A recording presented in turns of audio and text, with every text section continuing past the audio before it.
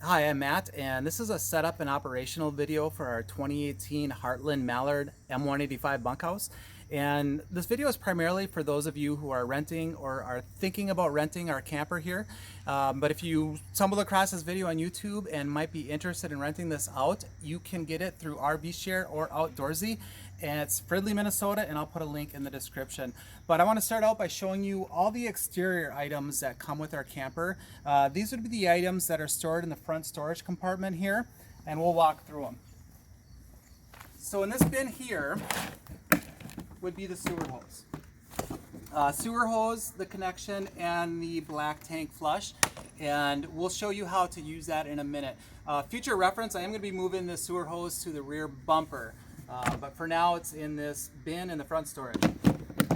Next up, we do have a level here for leveling the camper. And this bin contains all our different leveling blocks. And again, I'll kind of show you some tricks on leveling the camper in a minute. Here we have a tool bin just with some random tools in here. You'll also find extra fuses, tire gauge, hitch pin, that sort of thing. One really useful thing that is in this toolkit is an adapter for a cordless drill. I don't provide the drill, but I do provide the adapter. This comes in handy when moving the stabilizer jacks up and down. So put that adapter on your drill, and you can put those up and down really quick, really easy. This here is just a fire starter kit you're free to use. And this here is a sewage, it's a sewer ramp is essentially what it is. Some of the luxury RV resorts require these. It just kind of looks nicer and provides a little elevation to help drainage with the sewer hose. All these items, like I said, are up here in the front storage. And also in the front storage, you'll find I have a broom, dustpan, Swiffer. They're kind of attached to the top there. You'll have a 4-way tire iron. And there is a manual crank for the stabilizer jacks as well as for the wheels. In the back of the camper here, this is back where the bunk beds are, there's additional storage. And back here you'll find the 4 camping chairs. This is an outdoor garbage. You'll find your roasting sticks, and you'll also find your power cord, and you'll find your sewer hose. So let's talk about the power cord really quick. To have all the systems operating in the camper, you would need a 30 amp plug-in at your RV site. We do have an adapter here. This is a 110 adapter that you can plug into a household outlet, but keep in mind if you're using household power, it'll operate everything in the camper except the air conditioning. So the power cord basically goes right in front of the storage door. It simply plugs in, and then you tighten it by screwing this little cap here. And then this would go into your pedestal at your campsite. Okay, now we'll show you the water hose here. So if we move up to the front of the camper, you have 2 options for using water. If your campsite has a water connection, you'll be using city water. We just ask that you use this first. This is a water pressure regulator. This pretty much just screws into here, and then you would just connect the hose to this. And if your site does not have a water connection, you can fill up the onboard water supply here using the fresh water connection. We just ask that you wait till you're at your destination or close by, because it's not a good idea to travel with a full water tank. So basically all you do is you would take your water hose and you'd put it in here, and you would just run water till it is full. It's a fairly good sized tank, so it can take about 10 minutes to fill up, and there's no level to watch. You just kind of gotta wait till you hear that it's full, or when water starts coming out, you're full. So that is the water. Okay, onto the sewer hose here. So here at the back of the rig is the sewer outlet. And right above the sewer outlet, you'll notice that it has some labels here for gray tank and wastewater holding tank. That'll be your black tank. So gray tank is shower and sink. Wastewater would be toilet. So here is how you dump your tanks at the end of a camping trip. You take your hose, take this cap off here. Oh, by the way, I do have a box of gloves in the front storage compartment. It's always a good idea to wear gloves when you're dealing with the sewer stuff. Okay, so hose just screws on like this, And then we do have this little elbow here. And again, that just kind of plugs into there. And then you just put that into the, most dump stations, there's kind of just a hole in the ground. You just kind of plug that in. Some of them will have a little, some threads in it where you can kind of screw it in to hold it tight. Okay, so after hose is connected, the valves here line up with the labels on top, and pushed in is shut, pulled open, you're gonna open the, or pulled out towards you, you're gonna open up that valve. So you always do the black tank first, and what you do is you pull that valve and it's gonna start draining. Once that valve is pulled and the black water is coming out, then you move up to the front here. In that bin is the black tank flush. So I got two hoses, white is clean, black is for the black tank. This is a black tank rinse. What this will do is the black tank has jets in it, and this will force water through those jets, and it'll help clean out the tank as it's draining. So and that just plugs in. Usually most dump stations will have a water supply right next to the dump station. Plug that into your water supply. It's putting fresh water into the system. It'll help rinse out the tank. Okay. So then once that's going, once you start to see clear fluid coming out of that, go ahead and turn off water for your tank flush. Go ahead and shut the valve, push that in for the black tank, and then you can open up the gray tank. All right. Pull the valve for the gray tank, and that's just going to help clean out all the junk that's in the sewer hose. Now, if you have full hookups and you're going to be hooked up to a sewer station at your campsite, you can leave the gray valve open so your sink and shower stuff can flow freely, but still it's a good idea to keep the black tank shut. Your black tank system works best when you have fluid and extra water in it to help move stuff out. If you just leave this open at your campsite, you're going to get buildup in there, and you could potentially create a clog or some backup situations there. So what you can do, even for extended stays, leave it shut and monitor it, the levels from inside. And then if it gets full, you can go ahead and empty it, or you can just wait till your trip's done and do it at the very end. Okay, now we'll do a quick exterior tour here. Starting at the front, you're gonna need on your vehicle a 2-inch receiver, and you're going to need a 7-pin round connection, all right? If your vehicle has a brake controller, great. If you don't have one, but you do have a 7-pin, you can still use this RV using our wireless brake controller. We charge $30 to rent this for a trip. This pretty much plugs into your vehicle. You use an app on your phone, and then your vehicle has a brake controller. And if you need a weight distribution system, we do have one that you can use free of charge. And also this hitch, even if you did not need to use the weight distribution bars, you can still use our hitch for free. We'll just ask that you measure your receiver height before you come out. That way we can adjust it so it's at just the right height for your vehicle. All right, so we have a dual propane system here. You're guaranteed one full tank, and basically it's not an auto switchover. So if you do run out of propane with one tank, you will have to come and manually switch it over to the next one. Turn the second tank on, obviously, and this is a switchover valve right here. You just flip it over to the new tank. This rig comes with a single battery, and let's just talk for 1 minute about what this battery will operate.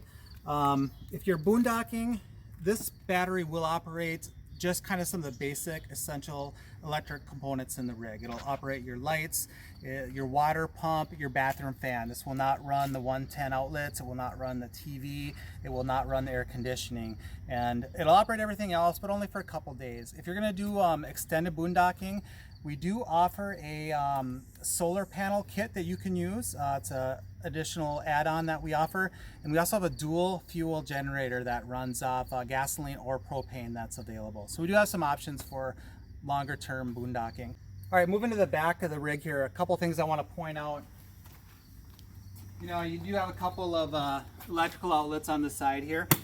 As far as the tires go, we check them obviously before you head out, make sure the pressure is good. And we do have these quick glance tire pressure indicators here. Right on the valve stem are these little caps, and they have a green indicator on them. If it's green, that means the tire pressure is good. If you see red, that means it's fallen below 10%, and you need to check them and top them off. PSI for these tires is supposed to be at 85. All right, let's talk about leveling your camper. The proper way to level your camper is to first level it side to side and then do it front to back. And you level it side to side while the camper is still attached to your tow vehicle. And we found the best and easiest way to do that is with these Anderson levelers. So basically you go to the low side of the camper. Let's say this is the low side. You take the big block here and you put it under the back of the tire, all right? Then you have somebody stand with the level. And they watch the bubble there, and you simply have the driver back up until the camper's level. Once it's level, this will actually start to cradle the tire, and then you chock it with the other leveler there, and you have a level camper side to side. It's super quick, super easy. And then, once it's leveled side to side, then you can level it front to back just using the tongue jack, all right? And then the last thing you do is put the stabilizer jacks down. These are only to stabilize the camper. They're not designed to lift the camper up and down. So this is the last thing that you do. I like to use these wooden blocks here. It just makes putting these up and down a little bit easier, and it just gives it a little more stability on the stabilizer jacks as well. All right, now we'll go on to the inside, but before we do, I want to take a minute and talk about this awning here.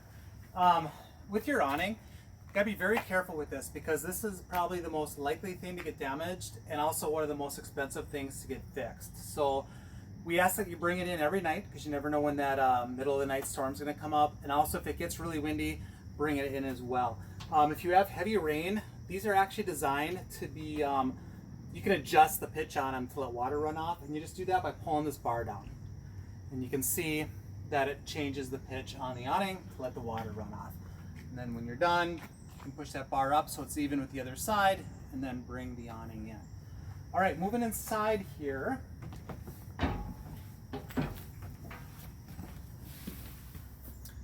Right when you come into the camper, you'll see here's the controls for the awning down here. Up here, you'll have controls for the lights. This would be the lights on the awning. And also with the awning here, you can see, if you show behind us here, there's a little sensor in there. You can actually change the different colors. There's different patterns you can do. Kids have a lot of fun playing with the awning lights. Okay, then also next to the controls, you got lights for the steps, lights for the inside. This is the onboard entertainment center here. This is the radio. It's also the DVD player. The DVD player is very sensitive. Sometimes you'll get an error loading. That means that the disc just has some scratches on it or whatnot. We found that it's kind of picky. You can also sync your phone using Bluetooth to this. As far as the TV goes, basically you just turn it on and then you hit the home button on the remote. If you want to watch a movie, you switch it over to camper. And then just insert the DVD into the player. It'll load automatically. And there you have your DVD. Two remotes, one for the TV and one remote for the onboard entertainment system here. We do keep the movies and the owner's manual for the camper. That's up behind the TV here. Otherwise, a lot of the kitchen stuff works like a residential kitchen. You know, you got your microwave, your overhead light and fan, auto light for the gas stove here. Here you'll find the garbage and cleaning supplies. In this cabinet here, you'll find your plastic utensils. You got your napkins, plates, bowls, paper towels, and a coffee maker. The fridge here works off electricity or propane. Up here, if it's on auto, it's going to work on propane, and then if you plug into an electric site, it's going to automatically switch over to electric. If this check light ever comes on, that just means that it lost its propane connection, and you reset it by turning it on and off. One thing you need to know about these fridges, there's closed, and then there's secure close. You got to have that click. If you don't hear that click, your stuff's going to fall out while you're driving. It's happened. Okay, so moving on to the bathroom here. Here's where you can check the levels of your tanks and battery. You just press in the buttons and then the indicator lights will show up. Fresh tank, black tank, and gray water. All right. Like I said, if you are using the portable onboard water tank, that's when you would use the water pump. Keep in mind that the water pump's not made to run all the time. So it's just supposed to run while it builds up pressure and then shut off. So if you hear this water pump running nonstop, you need to turn that water pump off and then figure out why it's running. Maybe something's leaking. Maybe the outdoor shower was left on or something like that. It just needs to be checked out. The water heater, these buttons here turn on the water heater. And again, if you're boondocking, you can run it off gas. But if you have a plug-in site, you can run it off electric. Otherwise, lights, fan. Okay, otherwise the shower works like a normal shower. RV toilet, a little different here. There are instructions on the lid here, but basically you need to put water in it first, and you do that by holding this foot flush halfway down, and that's going to put water in the tank. All the way down is going to flush it. Now keep in mind, like I said before, water is your friend when it comes to the black tanks, so you don't have to be stingy with the water. Feel free to use a fair amount of water when you're using the toilet. And again, only the toilet paper we provide, no products, no wipes can cause a clog, which could be pricey to fix. So that's the toilet, that's the bathroom. Underneath the bunks here is where you'll find your fuse panel. All that's down there. It's pretty well marked. Hopefully you won't have a problem where you need to look at fuses, but if you do, that's where they're at. I'll show you the thermostat here. This is a thermostat. It runs off gas. To turn it on, this top lever here, it's kind of hard to push. You just kind of got to use some force till it clicks, and then the furnace will click on. You adjust the temperature down here with this valve here. Up here, you know, we do have some games, some cards, guest book. It's always kind of fun to see other people's adventures. Feel free to fill out your own.